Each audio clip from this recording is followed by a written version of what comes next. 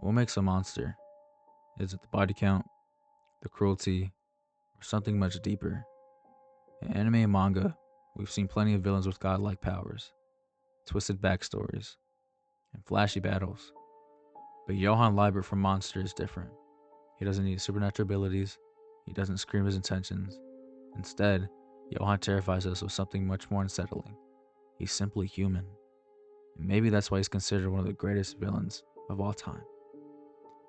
Johan is the central antagonist of Monster, created by Naoki Urasawa. At first glance, he seems like the perfect young man, handsome, intelligent, polite, and endlessly charismatic. But that beneath that flawless surface lies one of the most dangerous minds in anime history. What makes Johan so frightening isn't what he does, it's how he does it. He rarely gets his own hands dirty.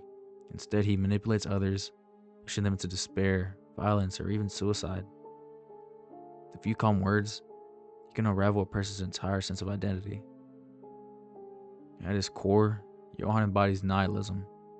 He believes life is meaningless, that humanity is corrupt, and that everything eventually collapses into despair. Unlike other villains who simply destroy, Johan takes a more chilling approach.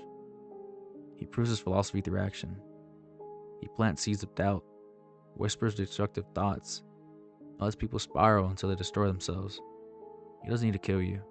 He makes you kill yourself. Or even worse, makes you kill others. This is what separates him from most villains. Johan's true weapon isn't a gun. It's not a knife, nor is it his brute strength. His weapon is the human mind. Johan doesn't pull the trigger. He just hands you the gun, and your own thoughts do the rest. Most anime villains reveal themselves through flashy speeches or over-the-top cruelty. Johan, he's quiet, subtle. He almost disappears into the background. His silence, his calm smile, and his soft voice are far more terrifying than any other monologue. Johan embodies the idea that evil doesn't need to always announce itself. Sometimes it's polite, well dressed, soft spoken. But also every time Johan is on screen or on the page, his tension skyrockets. You never know what he's planning, but you know it will be devastating. Of course, every great villain needs a counterpart, and Johan's is Dr. Kenzo Tenma, the surgeon who saved Johan's life as a child. Tenma is the opposite of Johan in almost every way. Where Johan represents death, Tenma represents life. Where Johan spreads despair, Tenma clings to hope and morality. Their conflict is less about physical battles and more about philosophy. Johan constantly tries to prove that even if someone as righteous as Tenma can fall into darkness, that saving his life was a mistake, that humanity is doomed to self-destruct. This makes Monster more than just a crime thriller. It becomes a study of morality, of choice, and a thin line between good and evil.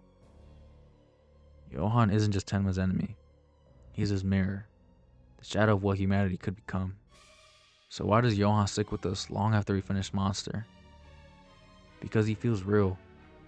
He doesn't rely on superpowers or supernatural tricks. He's terrifying precisely because he could exist.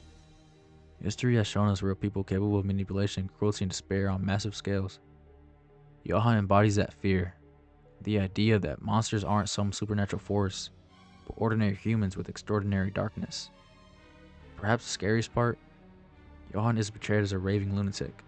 He's calm, collected, even gentle at times.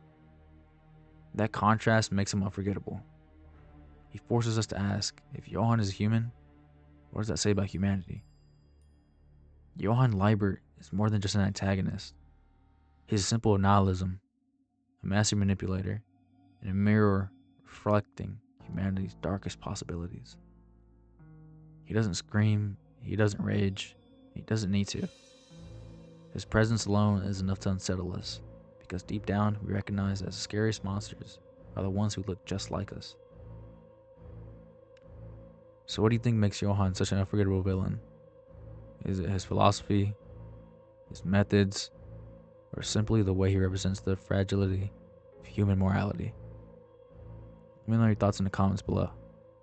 If you enjoyed this deep dive into Monster, don't forget to like the video, subscribe for more character breakdowns, hit that bell so you never miss out.